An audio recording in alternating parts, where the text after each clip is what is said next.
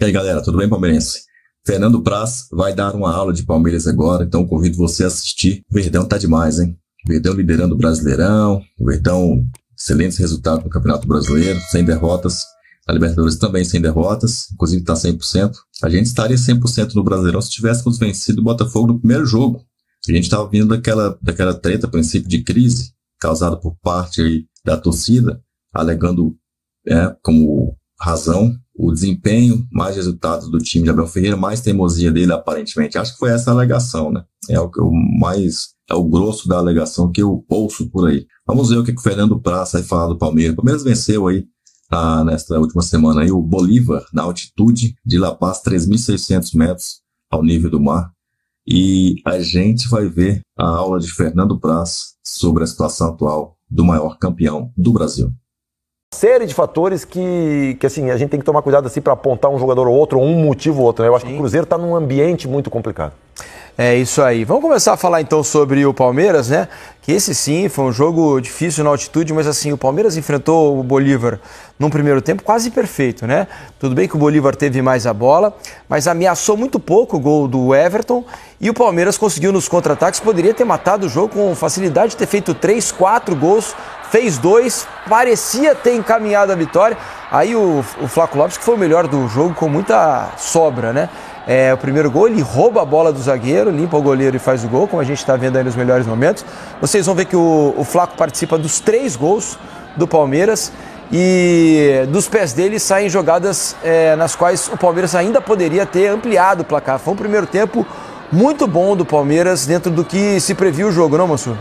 Se a gente pegar o manual que se propaga sobre os jogos na altitude, a parte que o Palmeiras talvez não tenha feito o tiquezinho lá do manual é a posse de bola, né? O Palmeiras ficou com 20% do tempo com a bola, mas conseguiu defender bem a área. O finalizou mais, ainda assim finalizou mais do que o Bolívar, né? Agora, é bom lembrar também, assim, a grande diferença do jogo, ainda assim, está naquilo que a altitude não consegue fabricar, que é a qualidade técnica.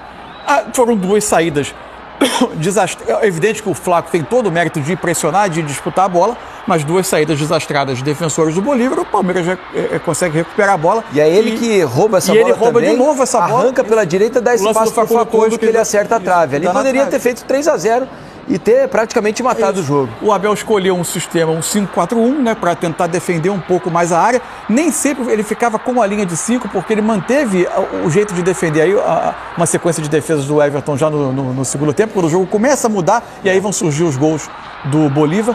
Mas o Abel manteve o sistema dele de marcação com algumas perseguições. Então, às vezes, o Bruno Fux saía da linha para perseguir, fosse o Vaca, fosse o Patito Rodrigues. Por exemplo, é o que a gente está vendo agora. O Bruno Fux saiu para marcar na lateral, é um dos jogadores de maior estatura da defesa. Agora, ele nem estava no centro da defesa. Cabeçada bonita, né? E a cabeçada do gesto técnico ali para acertar. E depois desse gol ele bota o Benedetti para tentar... Mais alto, mais estatura. 97, né, o Benedetti?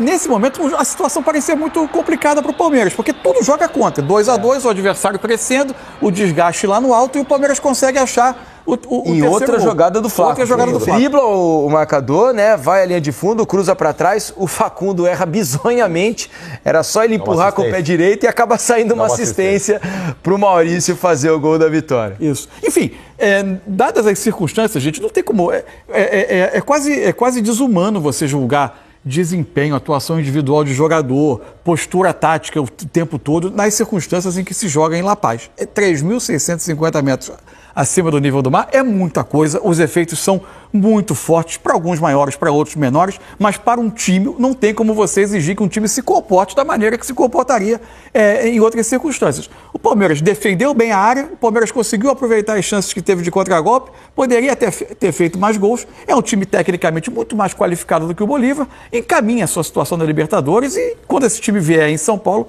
a probabilidade da gente ver uma vitória confortável do Palmeiras. Agora, o Praz, você jogou em La Paz, Praz? Não jogou. Imagino que deva ser difícil, né, para muitos jogadores. Agora, fiquei com a impressão de que o Flaco Lopes nasceu em La Paz, né?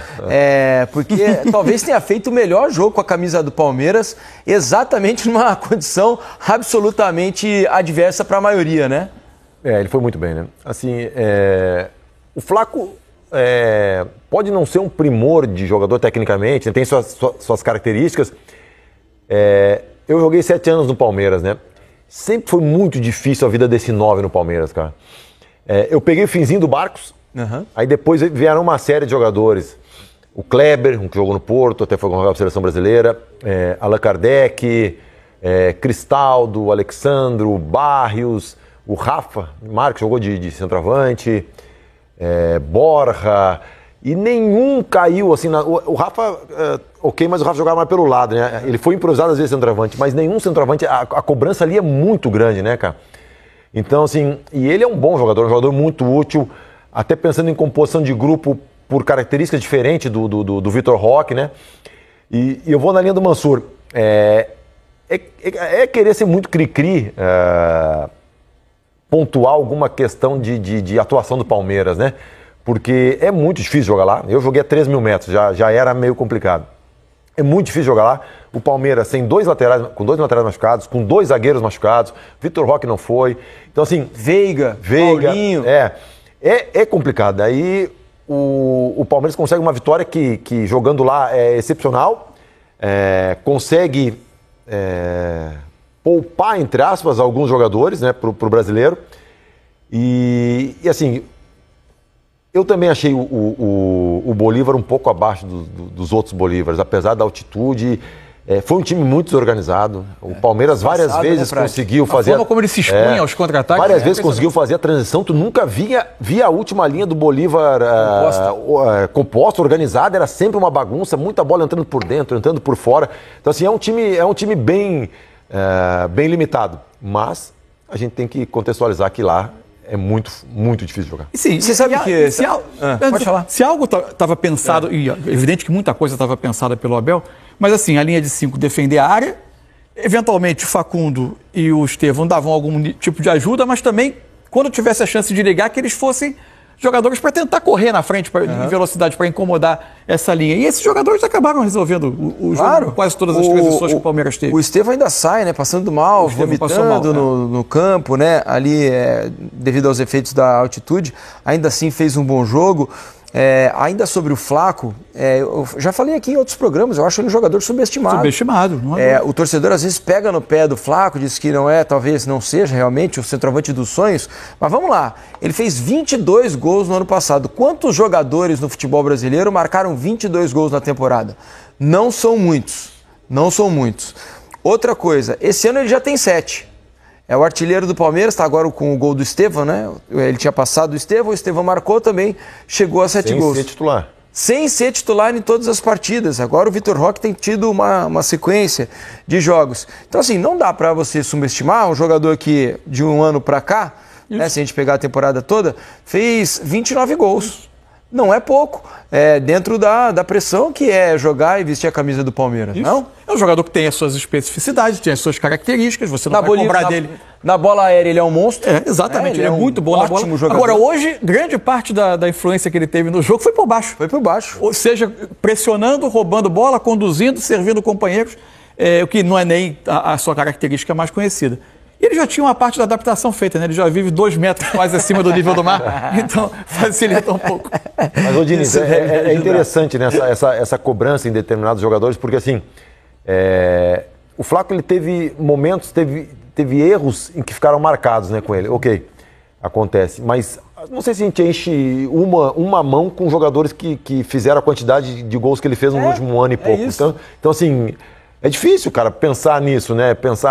Entender o porquê de algumas vezes ele tem um... Criticado vai ser. Eu vi uma entrevista do Abel falando que os mesmos jornalistas que criticaram, que malharam durante o Paulista vão elogiar agora, então ele não deixaria ler.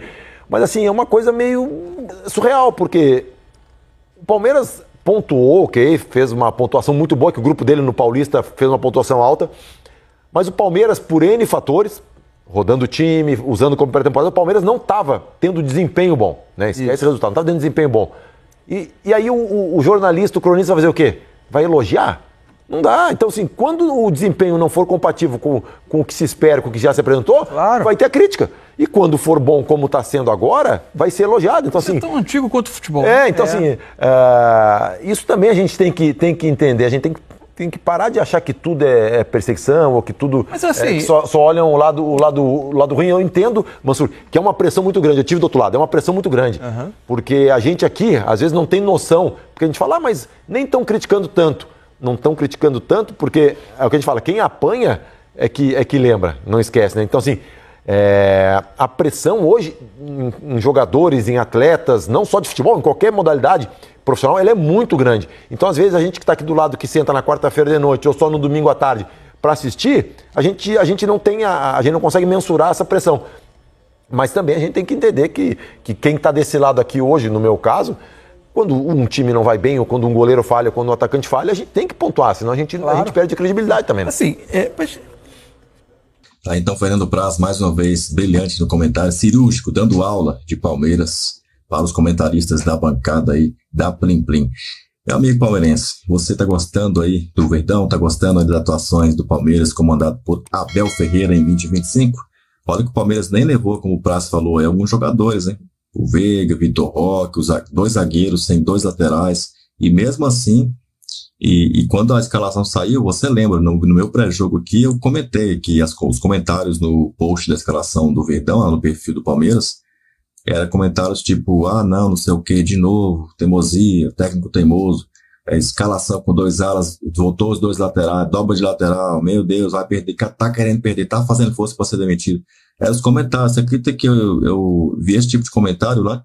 Mesmo com o Palmeiras ganhando os jogos que tá ganhando aí, tem gente falando que o cara não estuda, não é um estudioso, a gente sabe que ele é estudioso, ele estuda os adversários que vai jogar, quando dá para estudar, assim, e treinar também, treina, quando não dá para treinar, só estuda, e ele faz isso. É claro que teve uma vez aí que eu fiquei na bronca, foi quando a gente perdeu pro São Paulo, que parece que não teve treinamento para enfrentar o São Paulo, pelo menos até com eles não postou, e eu cobrei isso, ninguém deu resposta até hoje, o que parece que quem cala consente, ou seja, eu acho que eu estava certo, né? Eu devia ter treinado mesmo naquela oportunidade e estava vespando, como dizem aí, né? Vespando, né? Ou vesperando uma Libertadores, um jogo importante de Libertadores, que acho até que era, não sei se já era contra, não, acho que era contra o Atlético, será que era? Acho que não, hein?